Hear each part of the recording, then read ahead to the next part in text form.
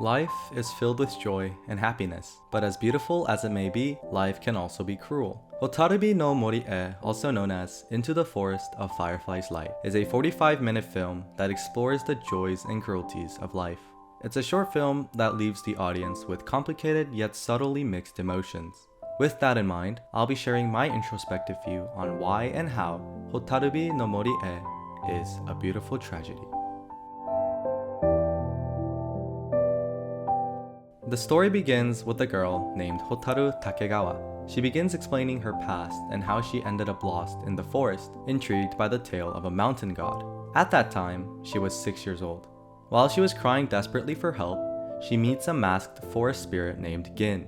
Excited that she encounters another human, she lunges forward towards Gin to hug him, but Gin dodges her immediately. It is later revealed that he is under a curse by the mountain god, that any human touching him will cause him to disappear as his body is built under fragile magic.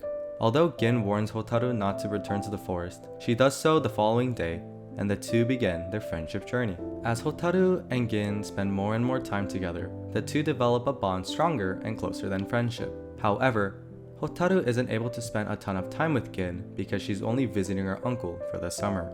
That's why Hotaru promises to return to her uncle's place every summer in order to visit Gin and spend time with him.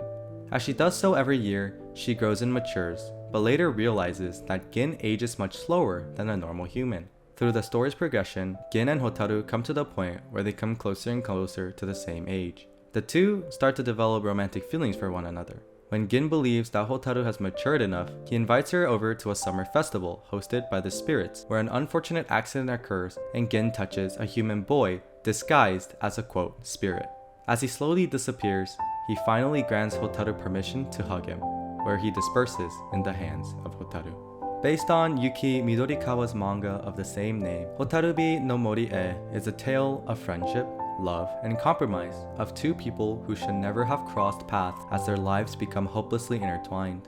It's a story that trails the cruelty of time and forbidden love. Hotaru and Gin begin developing romantic feelings, which feels like a genuine curse.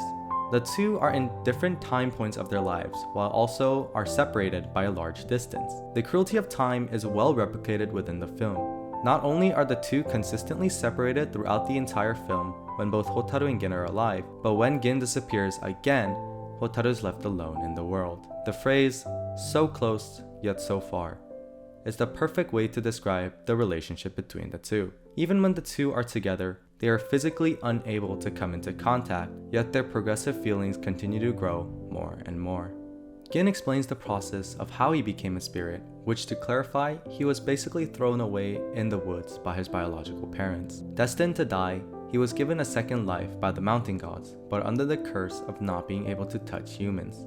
If Gin wasn't ever thrown away by his parents, would he have lived a good and long life as a human? If he was to live, would Hotaru and Gin have crossed paths? We as the audience have many questions that may not ever go answered without a sequel. But as unfair as Gin's life has been, it is also a blessing that the two, Hotaru and Gin, have met. After Gin's passing, the spirits share their say of gratitude to Hotaru, as Gin's life wish was to be able to touch another human. Hotaru granted Gin's last wish, by not only a simple touch, but through affectionate hugging. This concluded that Gin passed away as a happy spirit/human. Apart from the idea of time, the anime also explores the morality of forbidden love. Hotaru and Gin at first have a very large age gap, but later become the same age due to Gin's special ability of aging slowly. Although Hotaru knew that life would be difficult and different even if the two ever became more than a couple, she still committed to the idea of being together. She quotes that, "Even if we can't touch each other, let's just stay this way forever." With so many obstacles and conflicts in the way, Hotaru and Gin put their resolve to the test and eventually come to mutual feelings of love. But their love becomes impossible when Gin's life is unfortunately taken away. But again, as unfortunate as the two's love story may seem, the film is teaching the audience more than love. Love is random and mysterious and can have various definitions to define the feeling and term. But one thing in common is that people who are in love are willing to do anything and everything to be together. It's such a beauty. The fact that there are people out there who may be physically distant or be placed in different times of their lives, but to maintain this feeling of care for each other is something that can't be described in words.